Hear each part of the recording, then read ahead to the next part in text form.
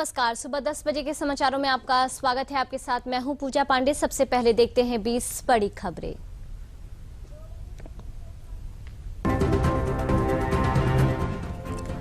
राजस्थान विधानसभा चुनाव के लिए आज मतदान शुरू। राजस्थान की 199 सीटों पर वोटिंग शुरू। 1862 उम्मीदवार चुनावी मैदान में। सीधा मुकाबला भाजपा और कांग्रेस के बीच है। प्रधानमंत्री नरेंद्र मोदी ने राजस्थान विधानसभा चुनाव के लिए सभी मतदाताओं से किया निवेदन। कहा, मतदाता अधिक से अधिक संख्या में अपने मताधिकार का प्रयोग कर वोटिंग का नया रिकॉर्ड बनाएं।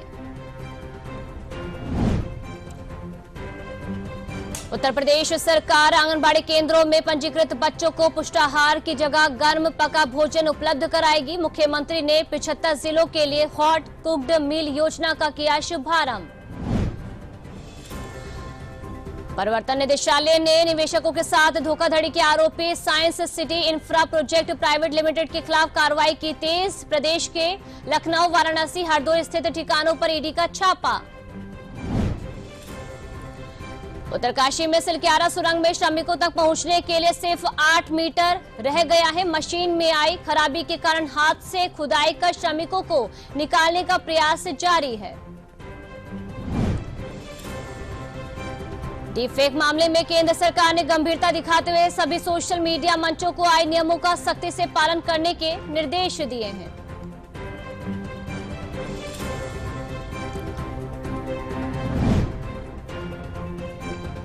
आगरा में शुक्रवार को शहीद कैप्टन शुभम गुप्ता को अंतिम विदाई देने उमड़ा जन सैलाब। नम आंखों से सभी ने अपने वीर सपूत को दी अंतिम विदाई।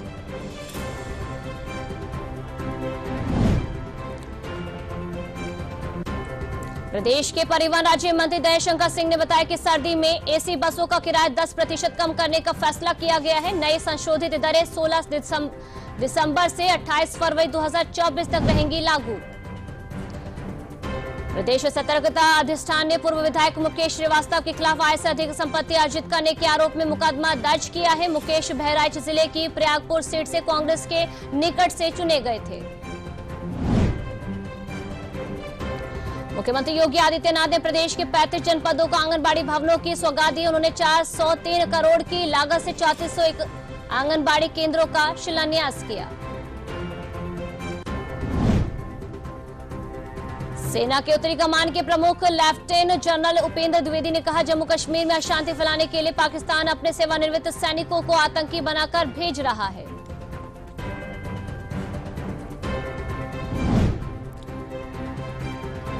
टायरोसिनेमिया टाइप लीवर के एक असाध्य बीमारी 1 लाख लोगों में सिर्फ एक को होने वाली इस असाध्य बीमारी का इलाज होता है करोड़ों में, जबकि भारत ने कई गुना सस्ती तैयार की है दवा। वाराणसी में देव दीपावली महोत्सव में इस बार 70 देशों के हेड ऑफ मिशन खास मेहमान होंगे। खास मेहमानों के लिए नमो घाट पर विशेष व्यवस्था की गई है।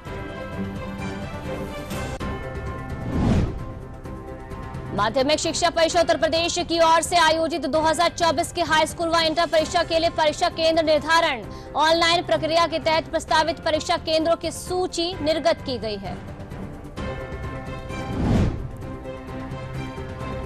उत्तर प्रदेश में बुंदेलखंड एक्सप्रेसवे पूरी तरह से सोलर एनर्जी पर निर्भर होने वाला पहला ग्रीनफील्ड एक्सप्रेसवे बनने के लिए तैयार है।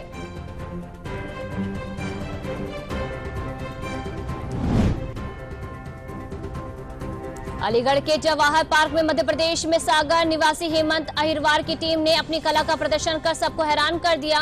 8775 सूखे पत्तों से 9 घंटे में 3500 वर्ग फीट में बनाई प्रधानमंत्री नरेंद्र मोदी की आकृति।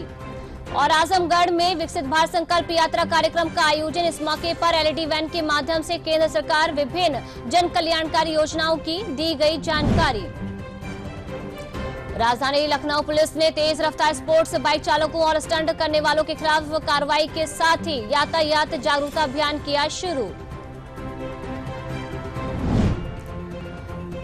राजधानी लखनऊ में नगर राजभाषा कार्यान्वयन समिति की साल 2023 की दूसरी अर्धवार्षिक बैठक का आयोजन। बैठक में नगर राजभाषा कार्यान्वयन समिति लखनऊ के छमाही प्रगति रिपोर्ट की समीक्षा की गई। राजधानी लखनऊ समेत प्रदेश भर में रविवार से मौसम बदलेगा। रविवार और सोमवार को बदली और गरज चमक के साथ कुछ इलाकों में बूंदाबांदी हो सकती है।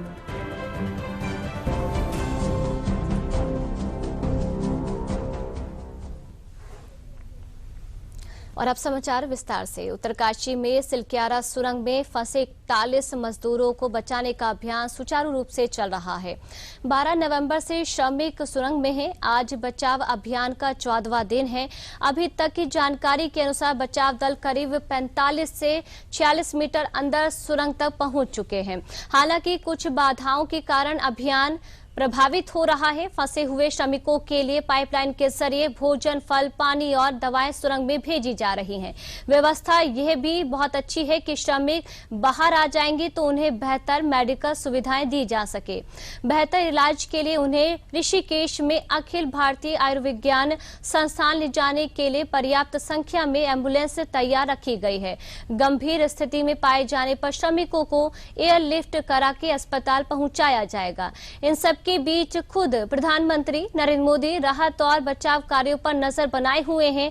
उनकी रोज मुख्यमंत्री पुष्कर सिंह धामी से फोन पर बातचीत हो रही है। इसके अलावा केंद्रीय सड़क परिवहन और राजमार्ग राज्य मंत्री जनरल वीके सिंह लगातार घटनास्थल पर मौजूद रहकर स्थिति का जायजा ले रहे हैं।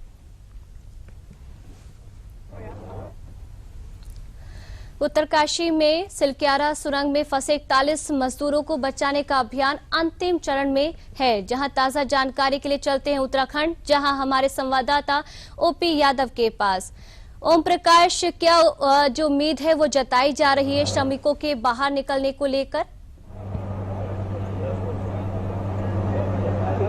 जी, ये सिलक्यारा टनल है। यहाँ 12 नवंबर को 41 मजदूर मलबा धंसने से फंस गए थे। उसके बाद से लगातार आपदा राहत और बचाव का कार्य लगातार जारी है।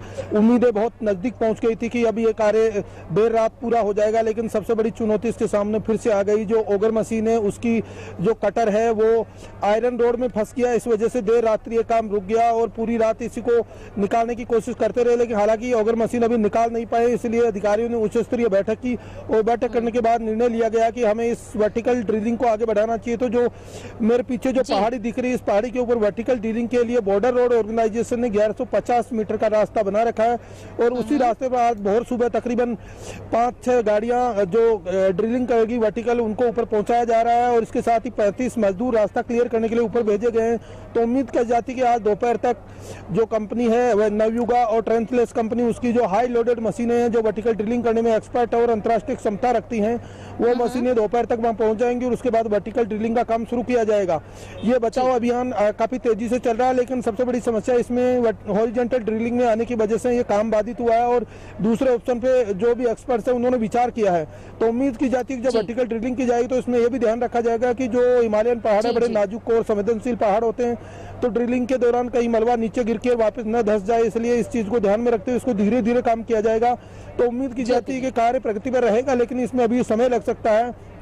ये जो देवभूमि है, यहाँ पे स्थानीय लोगों की भी आस्था रहती है, तो सभी लोग भगवान से प्रार्थना कर रहे हैं कि जो मजदूर फंसे हुए हैं टनल में, बीते 14 दिन से इनको बाहर निकालने के लिए रेस्क्यू ऑपरेशन चलाया जा रहा है, उसमें भगवान उनकी पूरी मदद करे। इसी को लेकर तमाम तरह के प्रार्थना और ब्लेसिंग दी जा रही है। अभी हमारे साथ एक भाजपा की जो नेत्री राष्ट्रीय सचिव हैं और यहाँ की स्थानीय नेत्री हैं, वो हमसे बात करेंगी। मैडम, अगर बात करें, ये बोगनाथ देवता की जमीन है, यहाँ पे आस्था और विश्वास का बहुत बड़ा रोल माना जाता है। आप लोग किस तरह की प्रार्थना कर रहे हैं भगवान से कि मजदूर जल्दी निकले बाहर? देखिए, 12 तारीख से ही हम भगवान बोगनाथ देवता से प्रार्थना कर रहे हैं और विभिन्न काशी विश्वनाथ के मंदिर पे जाकर के, गंगा मैया के शरणों में जाकर के तमाम लोग, हमारे चाहे भारतीय जनता पार्टी के संगठन के लोग हो, चाहे यहाँ के लोकल लोग हो, सभी उनके लिए प्रार्थना कर रहे हैं कि वो लोग शीघ्र अतिशीघ्र बाहर आए। आप देख रहे हैं तमाम तरह के राहत बचाव कार्य यहाँ पर लगे हुए हैं और हमारे स्थानीय लोग भी बढ़ चढ़कर इसमें हिस्सा ले रहे हैं और सरकार का, शासन का और विभिन्न जो लोग बाहर से भी आए उनका सहयोग कर रहे हैं, निरंतर लोग तत्पर है। हम सभी यही प्रार्थना कर रहे हैं कि वो 41 मजदूर जल्दी से जल्दी सकुशल बाहर आए। बराबर उनके लिए मंदिरों में दुआएं और प्रार्थनाएं हो रही है, पूजा हो रही है, हवन हो रहे हैं। मैं भी काशी विश्वनाथ में जाकर के हम लोगों ने भी वहाँ पर हवन कराया, पूजा कराई और मुझे पूर्ण विश्वास है कि जिस तरह से सरकार यहाँ पर पूरी तरह से अपनी ताकत लगा रखी है, आदरणीय प्रधानमंत्री नरेंद्र भाई मोदी जी, उनकी इस पूरे ऑपरेशन पर नजर है और उन्हीं की कृपा से ये इतना तेज गति से आगे बढ़ रहा था। आदरणीय पुष्कर सिंह धामी जी ने यहाँ डेरा लगा रखा है, यहीं बैठे हुए यहीं से सारे शासकीय कार्य कर रहे हैं और हमारे जनरल बीके सिंह साहब तो 3-3, 4-4 घंटे टनल में ही रह करके मेहनत कर रहे हैं। लेकिन जो ऑर्गर मशीन है उस पर सरिया फंसने के कारण वो पुनः बताया जा रहा है टेक्निकल लोगों के द्वारा कि पुनः मशीन में कुछ प्रॉब्लम आ गई है। हमें विश्वास है कि परमात्मा भगवान की कृपा से वो निश्चित रूप से सारी मशीनें भी काम करेगी और जो ऑप्शन है उन पे भी यदि काम कर रहे हैं तो वो भी सफल हो, ऐसी हम परमात्मा से प्रार्थना करते हैं। वो देखा आपने, निश्चित तौर पर आस्था और विश्वास का जो संगम है इस देवभूमि में बहुत महत्व रखता है। यही वजह कि स्थानीय लोग न केवल भगवान से प्रार्थना कर रहे हैं कि जो मजदूर अंदर फंसे हुए हैं वो न केवल सकुशल रहें बल्कि जल्दी से इस रेस्क्यू ऑपरेशन को पूरा किया जाए। यही वजह कि केंद्रीय मंत्री जनरल वीके सिंह यहाँ लगातार 3 दिन से डेरा जमा हुए हैं। राज्य के मुख्यमंत्री पुष्कर सिंह धामी ने यहाँ पर अस्थायी मुख्यमंत्री कार्यालय खोल दिया और यहीं से सारे राजकार्य चल रहे हैं ताकि किसी भी तरह की तकनीकी दिक्कत आए, राज्य शासन या केंद्र के स्तर पर मदद की जरूरत हो, कोई मशीन लानी हो, अंतर्राष्ट्रीय विशेषज्ञों को ना हो, सभी तरह की मदद यहाँ न केवल करवाई जा रही है बल्कि इस रेस्क्यू ऑप्शन को जल्दी से जल्दी पूरा जाए, इसके युद्ध स्तर पर प्रयास भी जारी है। जी ओपी जी, बहुत बहुत शुक्रिया ओपी जी, तमाम महत्वपूर्ण जानकारी के लिए, लगातार हमारे साथ जुड़ने के लिए। आगे बढ़ते हैं। राजस्थान विधानसभा चुनाव के लिए आज सुबह 7 बजे से मतदान शुरू हो गया है। शाम 6 बजे तक वोटिंग होगी। मुख्यमंत्री अशोक गहलोत, सचिन पायलट, वसुंधरा राजे, राज्यवर्धन राठौर, दिया कुमारी समेत कई दिग्गज प्रत्याशी चुनावी मैदान में हैं।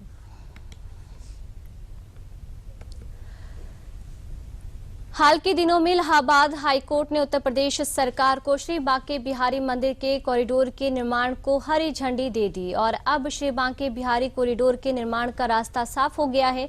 राज्य सरकार ने अदालत को मंदिर क्षेत्र को गलियारा के तौर पर विकसित करने की जानकारी दी थी। कोर्ट के फैसले और राज्य सरकार के रुख से मथुरा वृंदावन में आने वाले श्रद्धालुओं को आशा है, ये उम्मीद है कि जल्दी से जल्दी श्री बांके बिहारी मंदिर कॉरिडोर धरातल पर साकार हो जाएगा। देखिए ये रिपोर्ट।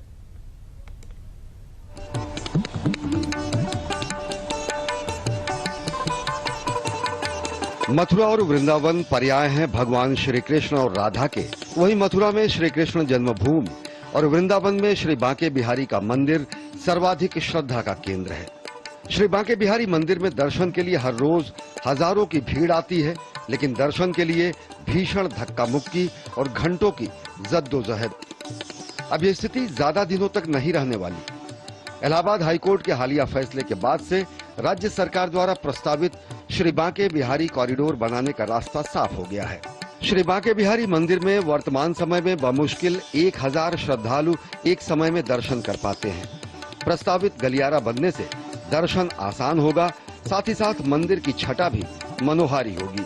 हम लोग बहुत दूर दूर गाड़ी रख के आते हैं, ठीक है, यहाँ रिक्शा में आ जाते हैं, लेकिन यहाँ अगर सुविधा जैसे काशी में है, मोदी जी ने बनाई है, ऐसी होगी तो यात्रियों के लिए बहुत सहूलत रहेगी। लोग गिर भी जाते हैं, बेचारे पिच भी जाते हैं। हम भी इस चक्कर में थोड़ा कम ही आ पाते हैं क्योंकि इतनी भीड़ इतना सब रहता है ना, आना भी बड़ा मुश्किल हो जाता है। तो व्यवस्था हो जाएगी, चाहे फिर 2 घंटे लगे लाइन में, कोई चिंता नहीं है, आराम से दर्शन होंगे बांके बिहारी जी के। ठाकुर बांके बिहारी मंदिर का गलियारा दिव्य और भव्य होगा। बांके बिहारी कॉरिडोर के 2 हिस्से होंगे, एक निचला क्षेत्र और दूसरा ऊपरी क्षेत्र। कॉरिडोर का निचला हिस्सा 11,300 वर्ग मीटर का होगा, वहीं ऊपरी क्षेत्र 10,600 वर्ग मीटर का होगा। श्री कृष्ण से जुड़े छायाचित्रों का गलियारा भी 800 वर्ग मीटर के 2 होंगे।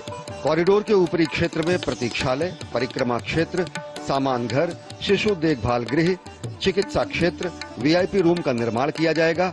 वहीं निचले क्षेत्र में इन सुविधाओं के अलावा जूता घर और पूजा सामग्री की दुकानें और एक बड़ा खुला क्षेत्र होगा। कॉरिडोर में एक समय में 50,000 से अधिक भक्तों को समायोजित किया जा सकेगा। श्रद्धालु भावी कॉरिडोर की योजना को लेकर काफी उत्साहित हैं। जनता के लिए बहुत ही सुलभ दर्शन होंगे। जो भीड़ में मारामारी होती है, लोगों के चोटिल होते हैं, उससे भी बचा जाएगा और सुगम दर्शन होंगे सबको। हम लोग बम्बई से इतनी दूर से दर्शन करने आए हैं और अगर मोदी जी का ये हो गया तो काफी लोग दर्शन करने आते रहेंगे। कॉरिडोर बनता है तो उससे क्या कहते हैं, अव्यवस्था तो थोड़ी सुधरेगी ना। सब लाइन से जाएंगे, सबको दर्शन होंगे और सबको बहुत अच्छा लगेगा। कॉरिडोर के बनने से न केवल श्रद्धालुओं के लिए सहूलियत होगी, बल्कि श्रद्धालुओं और पर्यटकों की संख्या में कई गुना बढ़ोतरी होगी। वृंदावन और मथुरा में ज्यादातर अर्थव्यवस्था धार्मिक पर्यटन पर टिकी है। ऐसे में श्रद्धालु और पर्यटक के बढ़ने से फूल विक्रेता से लेकर होटल व्यवसायी, प्रसाद विक्रेता से लेकर ई-रिक्शा चलाने वालों तक की कमाई में तेजी से बढ़ोतरी होगी। जो दुकानें गलियारे के दायरे में आकर टूटेंगी, उन दुकानदारों को मुआवजे के साथ साथ दुकानें देने का भी सरकार का वादा है। स्थानीय दुकानदार इस बात से आश्वस्त हैं कि सरकार उनकी चिंताओं का समाधान करेगी। व्यापारियों का ध्यान रखते हुए व्यापारियों के लिए कई जगह नियुक्त कर दिया, जिनका जो व्यापार का लालन पालन होता रहे, परिवार चलता रहे। ये जो भी सरकार से दरखास्त है कि व्यापारियों पर विशेष करके ध्यान रखें, व्यापारी जाए टूट नहीं जाए। राधे राधे। प्रस्तावित श्री बांके बिहारी कॉरिडोर के निर्माण के बाद भक्त यमुना में डुबकी लगाने के बाद गलियारे के माध्यम से सीधे मंदिर तक पहुंच सकेंगे। सामान्य दिनों में श्रद्धालुओं की संख्या यहां 50,000 से 70,000 तक होती है और शनिवार और रविवार और खास विशेष के पर्वों पर ये संख्या लाखों में होती है। श्रद्धालुओं की अपेक्षा है कि श्री काशी विश्वनाथ कॉरिडोर और उज्जैन के महाकाल कॉरिडोर की तर्ज पर श्री बांके बिहारी कॉरिडोर का निर्माण हो, जिससे इस अगाध श्रद्धा के केंद्र को नया कलेवर दिया जा सके। जम्मू कश्मीर के राजौरी में आतंकवादियों से हुई मुठभेड़ में शहीद हुए आगरा के लाल कैप्टन शुभम गुप्ता का शुक्रवार की देर शाम हजारों लोगों की मौजूदगी में नम आंखों से अंतिम संस्कार कर दिया गया। इससे पहले शाम करीब 4 बजे शहीद कैप्टन शुभम गुप्ता का शव आगरा स्थित प्रतीक एन्क्लेव निवास पहुंचा, जहां शहीद के पार्थिव शव पर हजारों लोगों ने नम आंखों से भावभीनी श्रद्धांजलि देते हुए अंतिम दर्शन किए। इसके बाद शहीद कैप्टन शुभम गुप्ता की अंतिम संस्कार शव यात्रा निकाली गई। इसमें हजारों लोगों की भीड़ चल रही थी।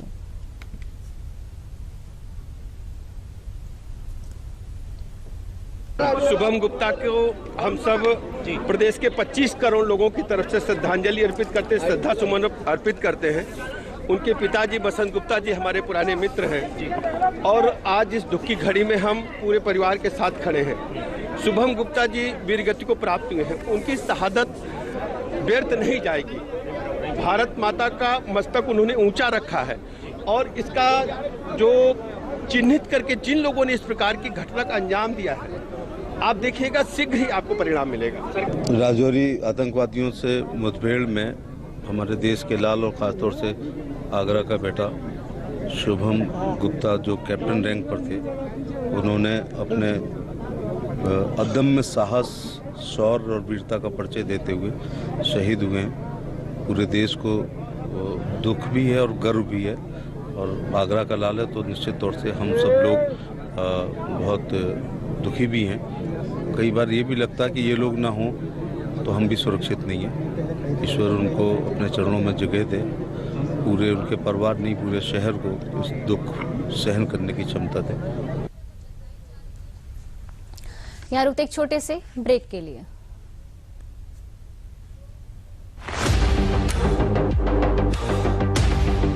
हर खबर के होते हैं कई किरदार, हर किरदार की परतें होती हैं हजार,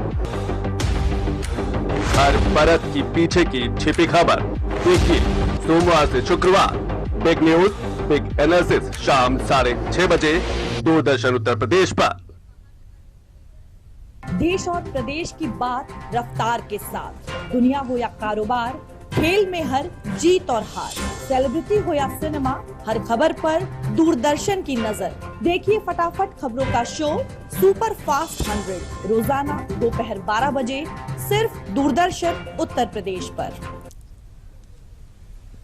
ब्रेक के बाद एक बार फिर आप सभी का स्वागत है। सरकार की तमाम योजनाओं से वंचित लाभार्थियों तक लाभ पहुंचाने के उद्देश्य से इस समय सरकार द्वारा विकसित भारत संकल्प यात्रा निकाली जा रही है, जो गांव-गांव पहुंचकर लोगों को योजनाओं का लाभ दे रही है। इसी क्रम में बांदा जनपद में भी आज इस यात्रा का जिले के महोखर गाँव से शुभारंभ हो गया है। ये यात्रा जनपद में लगभग 2 माह तक गाँव-गाँव में घूमकर योजनाओं से वंचित लोगों को इसका लाभ दिलाने का कार्य करेगी। इस मौके पर भाजपा सरकार के उप सचिव ऋतुराज मिश्रा और बांदा के जिलाधिकारी दुर्गा शक्ति नागपाल सहित हजारों की संख्या में क्षेत्रीय लोग मौजूद रहे। आजीविका मिशन से जुड़कर मैं बैंक सखी के पद पर कार्यरत हूँ और अपने समूह के द्वारा ऋण लेकर के ई रिक्शा खरीदा। उसी से अपने ई रिक्शा की कमाई से ही अपना घर परिवार चल रहा है और हमारे घर की आमदनी भी अच्छी खासी हो रही है। और हम सभी दीदियों से यही कहना चाहते हैं कि समूह में जुड़ करके अपने आर्थिक और सामाजिक स्थिति को सुधार ला सके। विकसित भारत संकल्प यात्रा में सभी लोगों को गाँव-गाँव लाभ अपना प्राप्त करने की कोशिश करें। समूह से जुड़ करके जो हमारा ऋण आता है उससे मैं ऋण लेके एक ई रिक्शा खरीदा और उससे आमदनी करी और अपने बच्चों को अच्छे से पढ़ाती हूँ और मेरी आमदनी भी अच्छी चलती है। अब मैं चाहती हूँ कि जिस तरह मैं आगे बढ़ी हूँ उस तरह मेरी जो समूह की दीदियाँ हैं वो भी आगे बढ़े और जो हमारे सरकार ने योजना चलाई है भारत सरकार भारत विकसित भारत यात्रा, उससे जुड़ करके वो आगे बढ़े। विकसित भारत संकल्प यात्रा का महोखर खुर्द गांव से शुभारंभ किया गया है। ये यात्रा प्रत्येक दिन जाएगी। इसका एक विस्तृत रोस्टर इशू कर दिया गया है और जनपद बांदा की समस्त 469 ग्राम पंचायतों में ये यात्रा की जाएगी। अगले 2 महीने के अंतराल में हर ग्राम पंचायत में इस कार्यक्रम में विभिन्न विभागों की योजनाओं का स्टॉल लगाया जाएगा, जिससे कि अधिक से अधिक लाभार्थियों को जोड़ा जा सके। विकसित भारत संकल्प यात्रा कार्यक्रम का आयोजन आजमगढ़ जिले के रानी की सराय के विकासखंड के ग्राम पंचायत कोटिला गांव में भाजपा सांसद दिनेश लाल यादव निरहुआ जिलाधिकारी व मुख्य विकास अधिकारी द्वारा किया गया। इस मौके पर एलईडी वैन के माध्यम से केंद्र सरकार द्वारा संचालित विभिन्न जन कल्याणकारी योजनाओं की जानकारी उपस्थित जन समुदाय को दी गई, जिसको भारी संख्या में उपस्थित जनमानस ने देखा और सराहना की। इस मौके पर विकसित भारत के संकल्प शपथ के साथ घरौनी का वितरण किया गया। बेसिक शिक्षा के निपुण भारत के साथ तख्तियों से केंद्र सरकार की जन कल्याणकारी योजनाओं के बारे में लोगों को जागरूक किया गया। प्रधानमंत्री जी ने जो संकल्प उठाया है कि हम भारत को विकसित भारत बना के रहेंगे, वो तभी संभव हो पाएगा जब सभी लोग अपनी सहभागिता निभाएंगे। उसी विकसित भारत के लिए ये संकल्प यात्रा आज शुरू हुई है और पूरे देश में शुरू हुई है। और इसमें जितने भी हमारे विभाग हैं, जितने हमारे विभाग के अधिकारी गण हैं, जितने हमारे प्रतिनिधि गण हैं, सभी लोग इसमें शामिल होकर के और गांव-गांव में ये कार्यक्रम लगेगा और जो लोग भी वंचित रह गए हैं उनको इससे जोड़ दिया जाएगा और जिनको लाभ मिला है वो भी धन्यवाद दे रहे हैं। मोदी जी की वजह से हमें आवास मिला कि आज हमारे रहने के लिए घर हुआ, पक्के मकान में छत के नीचे अपने बच्चों को लेकर रह रहे हैं। सर मेरे कच्चा मकान थे पहले और मोदी जी मुझे आवास दे दिए हैं और आज मेरे पास छत हो गया, छत के नीचे हम अपने बच्चे को लेकर गुजारा कर रही हैं। किसान का लाभ नहीं मिलता था तो हमें बहुत दिक्कत होती थी और जब से हमको क्या नाम है किसान सम्मान निधि मिलने लगी है तब से हम खेती करने में सक्षम हैं। हमारे यहाँ जितनी भी ग्राम पंचायतें 1811 ग्राम पंचायतें हमारे जनपद आजमगढ़ में है, समस्त ग्राम पंचायतों में हम इस वैन को भेजेंगे। हमारे यहाँ 15 वैन भारत सरकार द्वारा भेजी जा रही है। अभी प्रारंभिक 2 वैन हमारे यहाँ आई है। सभी वैन का हम पहले ही प्लान तैयार करके उस गांव में जो लाभार्थी है उनको पहले चिन्हित करते हैं। चिन्हित लाभार्थियों को फिर यहाँ पर वितरण होता है, या ऐसे जो लाभार्थी है जो किसी योजना से छूट गए हैं उनको भी हम वो यहाँ पे अप्लाई कर सकते हैं। उनको आइडेंटिफाई करके हम समस्त योजनाओं से उनको जोड़ने का यहाँ कार्य करेंगे। देवरिया में कृषि मंत्री सूर्य प्रताप शाही और भाजपा अध्यक्ष भूपेंद्र सिंह ने विकसित भारत संकल्प यात्रा की शुरुआत की। विकसित भारत संकल्प यात्रा के तहत प्रधानमंत्री आवास योजना, शहरी प्रधानमंत्री स्वनिधि योजना, घरौदी योजना, कृषि विभाग से संबंधित योजनाओं सहित विभिन्न योजनाओं के लाभार्थियों को स्वीकृति एवं प्रमाण पत्र दिया गया। कार्यक्रम में कृषि मंत्री शाही ने कहा कि विकसित भारत संकल्प यात्रा की शुरुआत जनपद में रुच्चा पार से शुरू की जा रही है। इस यात्रा के माध्यम से अगले 25 वर्ष के लिए प्रधानमंत्री नरेंद्र मोदी ने देश को विकसित रखने का एक संकल्प रखा है। उत्तर प्रदेश के देवरिया जनपद से इस विकसित भारत संकल्प यात्रा देवरिया जनपद की प्रारंभ की जा रही है। बैतालपुर के रुच्चापार गांव से इस यात्रा के माध्यम से अगले 25 वर्षों के लिए प्रधानमंत्री जी ने देश के विकसित होने का एक लक्ष्य संकल्प रखा है और उस संकल्प को पूरा करने के लिए भारत सरकार ने पिछले वर्षों में विभिन्न प्रकार की योजनाएं चलाई हैं।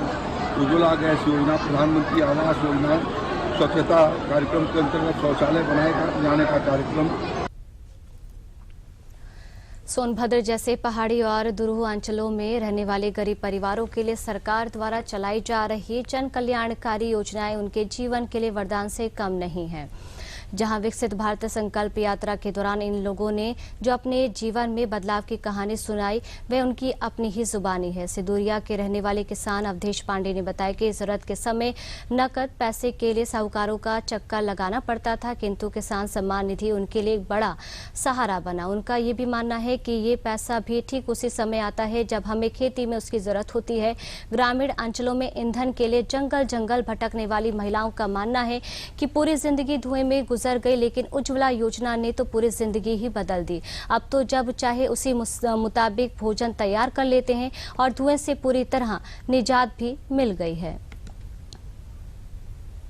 गैस सिलेंडर हम लोग के गैस मिल गल बाटे, गैस चूल्हा हम लोग के बहुत आराम। चूल्हा के लकड़ी पर खाना फूकत फूकत हम लोग के बुढ़ाई आ गए। अब हम लोग के बहुत सुविधा बा। अब इससे बढ़िया हम लोग को कुछ नहीं चाहिए। पहले हम लोग चूल्हा पे बनाते थे लकड़ी से, बहुत दिक्कत होती थी, फूकने में परेशानी, घर में बहुत धुआं होता था, लकड़ी की बहुत दिक्कत होती थी, बहुत दूर जाते थे जंगल से, लाने में बहुत परेशानी होती थी। अब घर में धुआं होने से बच गया, अब आसानी हो गया खाना बनाने में। हम छोटे काश्तकारों को किसान सम्मान निधि के रूप में प्राप्त हो रही है। इससे हमको साहूकार से कर्जा भी नहीं लेना पड़ रहा है और अपना काम भी चल जा रहा है। उसमें माननीय प्रधानमंत्री जी द्वारा जो ये मदद आर्थिक रूप से 6,000 रुपए साल में किसानों को मिल रही है, ये बहुत ही बड़ा वरदान है। इसके लिए हम बारंबार धन्यवाद माननीय प्रधानमंत्री जी को किसान के हैसियत से देना चाहूंगा। जौनपुर में विकसित भारत संकल्प यात्रा की शुरुआत हुई। कार्यक्रम के माध्यम से प्रमुख योजनाओं का लाभ लाभार्थियों तक समयबद्ध तरीके से पहुंचाने एवं आम जनमानस को उपलब्ध कराने और समाज में अंतिम व्यक्ति तक योजना की पहुंचाया जा रहा है। जिलाधिकारी अनुज कुमार झा ने बताया कि कुल 5 LED वैन विकास खंडों में रवाना की जा रही है। कुल 14 वैन जनपद को उपलब्ध कराई गई है। वैन जनपद के सभी नगर निकायों एवं ग्राम पंचायतों में जाएगी, जो योजनाओं के संबंध में जागरूक करने के साथ ही साथ योजनाओं का लाभ ले रहे लोगों का फीडबैक भी लेगी। विकसित भारत संकल्प यात्रा के तहत जनपद जौनपुर में 14 वैन्स की प्राप्ति हुई है। उसमें 5 वैन को यहाँ से अभी फ्लैग ऑफ किया गया है और 9 वैन और आज रात में प्राप्त हो जाएंगी। तो 14 ब्लॉक शुरुआती तौर पे कल से रोजाना 2 ग्रामों में यात्रा जाएगी और वहाँ पे हमारे जितने भी सरकार की योजनाएं हैं उनके लाभार्थियों का चयन भी करेगी, जो पात्र हैं और अब तक वंचित रहे हैं, और साथ ही जिनको पहले लाभ मिला है उनसे भी बातचीत करेगी, उनका भी फीडबैक लेगी। ये सभी गांव में, सभी ग्राम पंचायतों में यात्रा जानी है, सभी नगरीय निकायों में भी जानी है। अभी से लेकर के 26 जनवरी तक ये कार्यक्रम चलेगा। ललितपुर जनपद में दिलवारा ग्राम के राजकीय बाल गृह में निवासरत बिछड़े बच्चों के लिए आधार कार्ड बन रहा उनके अभिभावकों को खोजने का एक बड़ा माध्यम है। ललितपुर के जिलाधिकारी अक्षय त्रिपाठी एवं बाल कल्याण समिति के सदस्यों के प्रयासों से घर का पता भूल चुके बच्चों का अपने परिजनों से मिलने का सपना पूरा हो रहा है। भारतीय विशिष्ट पहचान प्राधिकरण के सहयोग से बाल गृह में निवासरत बच्चों के आधार कार्ड अभियान के तहत पता मिले 7 बच्चों को उनके अभिभावकों को सौंपने का कार्यक्रम हुआ शुरू, जहां जिला प्रोबेशन विभाग की पहल से दरअसल कानपुर के एक मूक बधिर बच्चे के परिजन को अपना बच्चा मिल जाने से खिल उठा परिवार।